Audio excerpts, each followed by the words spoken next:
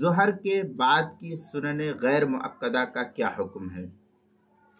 چنانچہ ظہر کی نماز کے بعد 2 رکعت سنت مؤکدہ کے علاوہ مزید 2 رکعت پڑھنا مستحب ہے، جس کو ہم نفل نماز کہتے ہیں،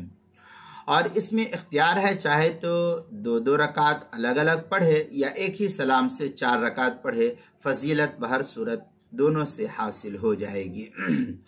چنانچہ حلبی کبیری وغیرہ کے اندر ہے وَاسْتَحَبُّ كَثِيرٌ مِّنْ أَصْحَابِنَا الْأَرْبَعَ بَعْدَ الظُّهْرِ لَمَّا رُوِيَ عَنْ أُمِّ حَبِيبَةَ رضی اللہ تعالی عنہا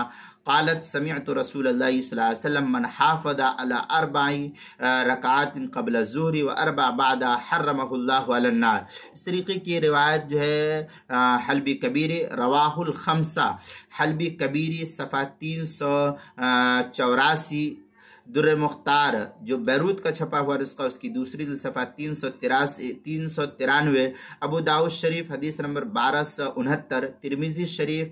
حدیث نمبر 427، نسائی شریف حدیث نمبر 1813، ابن ماجہ شریف حدیث نمبر 1160 پر ہے۔ تحتاوی علی مراقب الفلاح میں ہے وَمِنْهَا رَكَعْتَانِ بَعْدَ الظُّهْرِ وَيَنْدُبُ أَنْ يَضُمَّ إِلَيْهَا رَكَعْتَيْنِ فَتُصِيرُ 4۔ یہ مراقب الفلاح کی عبارت ہے، آگے ہے وَهُوَ مُخَيِّرٌ إِنْ شَاءَ جَعَلَهَا بِسَلَامٍ وَاحِدٍ وَإِنْ شَاءَ جَعَلَهَا بِسَلَامَيْنِ۔ اس طریقے کی عبارت